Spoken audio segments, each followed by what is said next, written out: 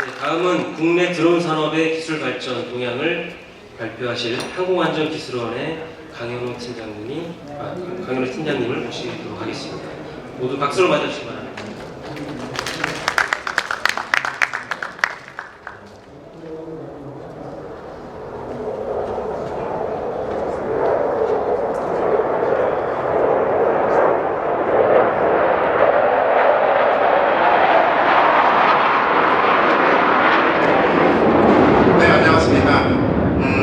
방금 전 소개받은 항공안전기술원의 오늘 국제무인항공 시스템 심포지엄에 이제 국내 산업기술과 그다음에 개발 동향에 대해서 발표하게 돼서 무한한 영광으로 생각합니다. 일단 발표하기 전에 본 심포지엄을 준비해 주신 항공운輸산업진흥협회와 항공무인기 시스템 협회 관계자분들께 다시 한번 감사의 말씀을 드리겠습니다.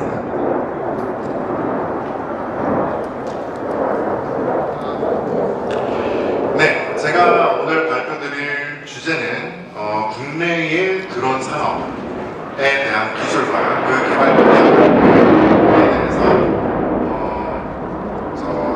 현재 국내 드론 산업의 현황, 그리고 드론 파일럿 프로그램, 그 다음에 드론 규제 샌드박스, 그리고 드론 기술 개발을 위한 우리나라의 인프라 기술, 이런 것들을 순서대로 발표를 하도록 하겠습니다.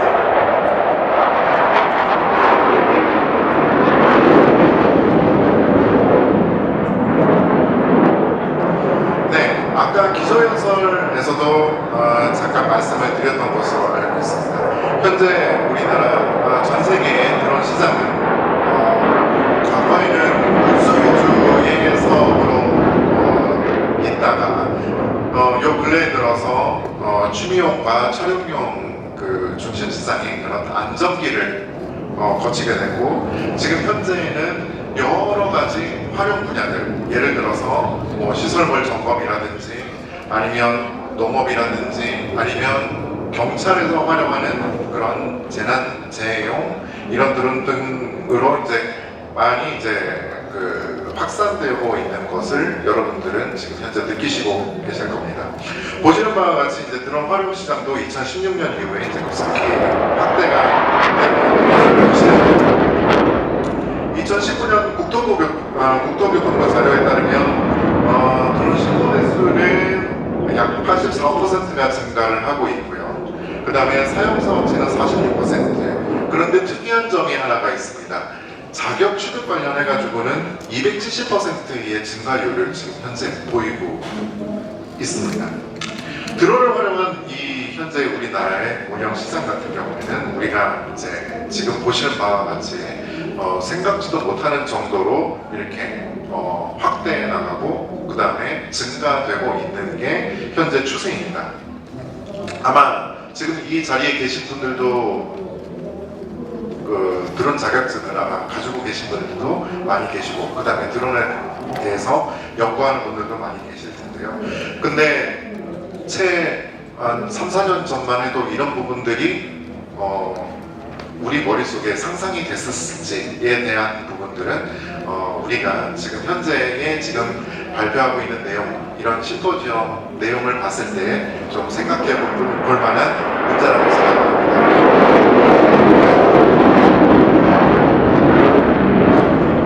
예를 들어서 저는 드론 업무를 함에 있어서 이런 생각을 해보는데, 이 드론 산업에 대해서 왜 이렇게 초라하고 왜 이 정도밖에 안 될까? 그리고 드론을 직접 보고 그 다음에 분해를 해봤을 때 이 안에 도대체 뭐가 있는데 별거 없잖아요. 그렇죠?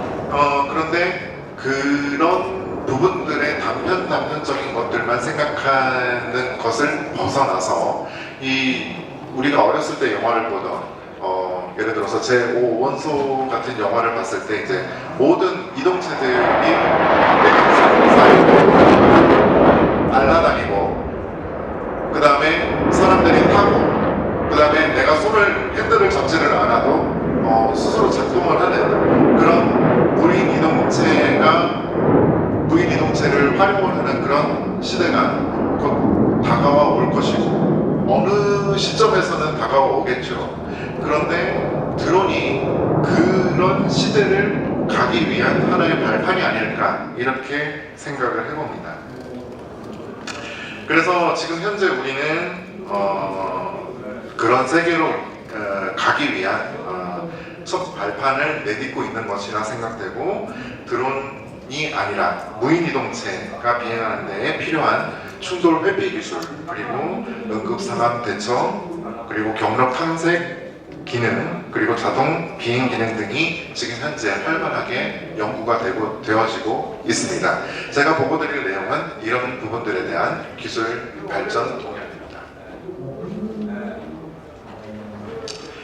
네, 지금 보시는 화면은 드론 산업 분야에 대해서 비즈니스 모델을 발굴을 하고, 그리고 드론 관련 기준의 적정 수위 및 안전성을 검증을 하기 위해서 2015년부터 정부가 구축한 드론 시험 공역에 대해서 지금 보시고 계십니다.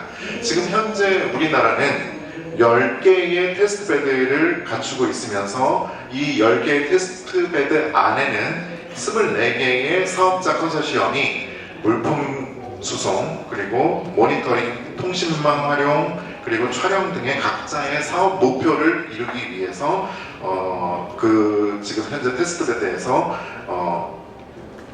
열심히 시험 활동을 하고 있습니다. 현재 테스트베드는 이따가도 설명을 드리겠지만은 지역별로 약 10곳이 선정이 돼서 운영 중에 있으며, 고흥, 그리고 영월, 대구, 전주, 보은, 부산, 고성, 화성, 그리고 광양, 제주, 이렇게 총 10개의 테스트베드가 운영이 되고 있고, 이 공역에 대한 그 공역 규모는 직경이 약 10km, 그리고 허가 고도는 300m에서 450m에까지의 허가 고도를 가지는 공역입니다. 그리고 이 공역 안에서는 모든 제한 조건, 야간이라든지 그리고 비가시 비행, 금지되는 모든 것들이 허용되는 그런 공역을 말씀드립니다.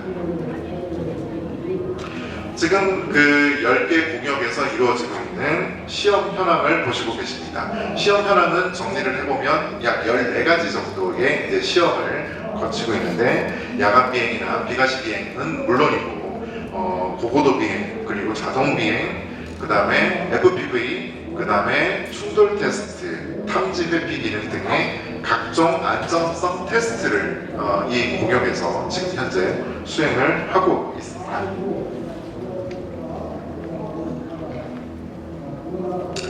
네, 다음으로 말씀드릴 것은 드론 규제 샌드박스에 대한 내용을 말씀을 드리도록 하겠습니다. 샌드박스는 말 그대로 이제 모래상자를 뜻하는 거죠. 지금까지 어떤 기술인 드론이 등장을 하면서 규제로 인해서 감히 시도조차 못했던 이런 기술 분야에 대해서 드론 규제 샌드박스를 통해서 드론 사업자들이 여러 가지 기술들을 실증을 하고, 이에 대한 공공 수요에 대한 부분들을 선순환 구조로서 이제 그 사업을 수행을 하고 있는데요. 드론 규제 샌드박스의 이제 특징은 이렇게 말씀드릴 수가 있습니다. 드론의 지금 현재 수요는 공공기관이라고 보시면 될 것 같습니다. 물론 민간기관도 향후에는 수요초로서 이제 발생을 할 수가 있겠지만은, 공공기관이 지금 현재의 드론 초기 단계에서는 드론을 사용할 수 있는, 드론을 사용해주는 그런 기관으로서의 역할을 해준다고 생각을 한다면, 이 공공기관과 그 다음에 드론 제작하는 드론 제조사와 컨소시엄을 맺어서 이 컨소시엄이 1년 동안 이 드론 규제 샌드박스 사업에서 테스트를 해보고 안전성을 검증을 해보는 겁니다. 그래서 이 사업에 참여한 수요청, 즉 국가기관이죠. 국가기관 같은 경우에는 안전성 테스트가 검증된 것을 그 다음에 드론을 구매를 하는 데에 이제 활용을 할 수가 있게 되고요. 그 다음에 제조사인 사업체 같은 경우는 공공기관 혹은 국가기관들에다가 이런 드론 기체들을 판매를 하는, 그리고 그와 더불어서 본인들, 그러니까 내가 이런 드론을 날리는데 혹은 드론을 운영하는 데 있어서 이런 법, 규제, 제도 사항들이 문제가 됐었고 이런 부분에 대해서 제도 개선을 필요로 한다라는 부분에 대한 제언까지를 하는 게 드론 규제 샌드박스라고 이해를 해주시면 될 것 같습니다. 네, 드론 규제 샌드박스는 2018년부터 수행이 됐었습니다. 작년에 이제 첫 번째 수행이 됐었고 올해 이제 두 번째 수행이 됐었는데 그 부분에 대해서 간략하게 설명을 드리도록 하겠습니다. 작년에 수행됐던 샌드박스 사업의 사업 분야와 그 다음에 사업자를 보시고 계십니다. 첫 번째로는 교보지 및 물품 배송 분야에 피스케어라는 사업체가 사업 참여를 해서 어떤 실증을 했었느냐, 정밀 착륙과 충돌 방지 기능과 그 다음에 그것을 응용한 택배 운영 솔루션을 개발하는 기술을 실증을 한 바가 있었습니다.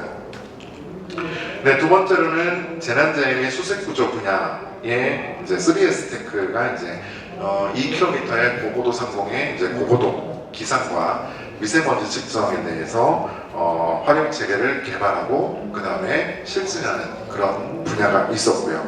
세 번째로는 PNU 드론이라는 사업체가 야간 및 비가시 비행을 위한 기체 성능 야간 및 비가시 비행을 기체 성능을 통해서 기체 성능 개량을 통해서 세관에서 활용하는 그런 드론을 개발한 바가 있었습니다.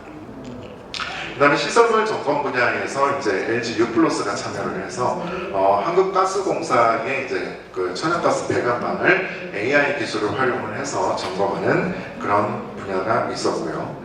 그다음에 이제 해양 경비 분야, 그다음에 다목적 경비 분야 등의 이제 저 사업 분야들의 이제 여러 업체들이 참여를 해서 한 내용을 보고 계십니다. 네, 보시는 화면은 작년에 이제 규제 샌드박스 사업자들이 각각의 실증을 해보고 그 실증 결과들을 이제 동영상으로 촬영한 걸 보고 계시는데 혹시 이 동영상 재생되나요? 마우스를 위로 올려주시면 네, 안 되는 걸로. 네, 알겠습니다. 네. 계속해서 올해년도 수행된 규제 샌드박스 사업에 대해서 말씀을 드리겠습니다. 작년에는 그 규제 샌드박스 사업에 대한 수행을 한 지가 이제 첫 해였기 때문에 여러 가지 좀 부족한 점들이 많았다라고 생각이 됩니다. 그래서 올해에 수행되는 규제 샌드박스 사업에 대한 특징들 몇 가지를 말씀드리려고 합니다. 올해는 총 15개 사업자들이 선정이 돼서 이제 컨소시엄을 이뤄서 이제 업무를 수행을 하고 있습니다. 주목할 점은 뭐냐면 이 드론 규제 샌드박스 사업의 사업 분야인데 이 사업 분야를 크게 3개의 카테고리로 나눴습니다. 3개의 카테고리는 어떻게 나눴냐면 도심지 실증 분야의 카테고리 하나와 그 다음에 여러 가지 활용 분야를 할 수 있는 지정 공모 분야, 그 다음에 스타트업 기업들이 혹은 연구소에서 참여를 할 수 있는 자율 공모 분야, 이렇게 3가지 카테고리를 나눠서 수행을 했었습니다. 그런데 도심지 실증 분야가 이제 조금 생소할 텐데 우리가 드론을 활용할 때 그 드론 활용의 최종 목적지는 도심에서 드론을 활용하는 분야라고 생각이 됩니다. 도심에서 드론을 활용하기 위해서 드론 실증 도시의 분야에 대한 참여 요건은 어떻게 됐었냐면 일단 드론이 도심에서 비행하기 위해서는 시민들이 일단 생소함을 느낄 것이고 그 다음에 안전사고에 대한 우려도 불식을 시켜야지 되고 그 다음에 여러 가지 드론이 도심에서 날지 못하는 그런 기술적인 부분도 기술적인 한계도 극복을 해야 되는 그런 실증을 참여하기 위해서 지자체와 그 다음에 사업체가 컨소시엄을 맺게끔 그렇게 제한 요건이 있었습니다. 그래서 올해 연도 도심지 실증 같은 경우에는 현재 경기도와 그 다음에 제주도가 선정이 돼가지고 드론 실증 도시를 수행을 하고 있으며 경기도는 현재 도심 내 불법 주정차에 대한 계도와 폐기물 현장 모니터링 등에 관한 업무를 수행을 하고 있고, 그 다음에 제주도는 도심 내 국민 안전 서비스를 제공을 하고, 그 다음에 해양환경 모니터링 등의 이제 실증을 수행을 하고 있습니다. 네, 그리고 지정 공모 분야도 약간의 변경이 있습니다. 이제 드론 활용 분야, 작년에는 채 미처 생각하지 못했던 그런 분야들에 대해서 그 항목들을 추가를 해서 사업자를 공모를 했었고요. 그 면면을 보게 되면 수소연료 전지를 활용을 하는 차세대 동력원 활용 분야, 그리고 하이브리드 무인 항공기를 활용해서 해양 유해 생물을 감시하기 위한 광역기구 수행 분야, 그리고 군직 드론 운영 기술 가이드라인을 마련하기 위한 다중 동시인구 수행 분야, 그리고 불법 드론 탐지 및 대응 분야, 그리고 사회 안전시설 모니터링 분야, 그리고 공사 현장이나 아니면 일상 업무에 활용하기 위한 분야, 그리고 긴급 응급 업무에 투입하기 위한 분야, 그리고 AI 객체 기술을 활용하기 위한 드론 기술 분야 해서 지금 보시는 이런 분야에 대해서 지정 공모로서 사업체가 13개가 선정이 돼서 업무를 수행을 하고 있습니다. 네, 아까 전에 설명드렸던 드론 10억 공역에 대한 상세한 내용입니다. 총 10개의 시공 공역이 보시는 바의 위치에 이제 그 각각의 그 공역 그 디멘전을 가지고 지금 현재 운영 중에 있고요. 그리고 이 10개 시험 공역 중에서 5개를 선정을 해서 드론 시험 비행장을 구축을 했습니다. 지금 보시는 바와 같이 3개는 9월 30일, 올해 9월 30일에 구축이 완료돼서 강원도 영월과 충북 보은 그리고 경남 고성의 3개 지역에서 현재 시험 운영 중에 있는 도면을 보고 계십니다. 이 3개의 시험 비행장 중에 이제 그 각각의 시험 비행장은 모두 똑같은 그런 시험 장비들을 테스트하는 게 아니라 각각의 특징을 가지고 있는데, 보은 시험 비행장에서는 상업용 드론에 대한 기술 개발과 안전성 검증을 위한 시험 비행과 테스트가 가능한 곳이고요. 그리고 보은 드론 시험장에서는 특히나 이제 산악수색, 그 다음에 산림망대 등의 이제 산악 지역에 특화된 그런 비행 시험이 가능한 곳입니다. 강원도 영월에 있는 시험 비행장 같은 경우에는 장거리 그리고 비가시권 비행에 특화된 비행 시험을 할 수가 있고, 그 다음에 경남 고성 같은 경우에는 활주로가 존재를 하기 때문에 고정익 드론들에 대한 실험 실증을 할 수 있는 그런 특징을 가지고 있습니다. 네, 다음은 흔히 우리가 UTM이라고 불러지는 저고도 교통관리 체계 개발 및 실증 프로젝트에 대해서 설명드리도록 하겠습니다. 보시는 화면은 UTM의 이제 개념도를 보시고 계시는데요. UTM은 고밀도 및 다중 운영을 전제로 하는 150m 이하의 공역에서의 드론의 효율적이고 안전한 운영을 위해서 교통관리 체계를 구축을 하고, 그 다음에 이 체계를 무인화하고 자동화하는 그런 플랫폼을 구축하는 것을 그 목표로 하고 있습니다. 연구 내용은 UTM 체계 안에서 드론의 운영 등급을 정하고, 그리고 드론 간, 장애물 간 탐지, 그리고 회피 기술을 연구하고, 통신 인프라를 활용한 드론 감시 정보를 전달, 그리고 드론 위치 인식 요금과 분리 기준을 연구하고, 공역 구조를 연구하고, 그리고 비행 흐름 관리를 하는 그런 연구들을 동시에 수행을 하고 있습니다. 네, UTM 연구과제는 2017년부터 5년 동안에 약 240억 원의 가량의 돈이 투입되는 대규모 사업이 되겠습니다.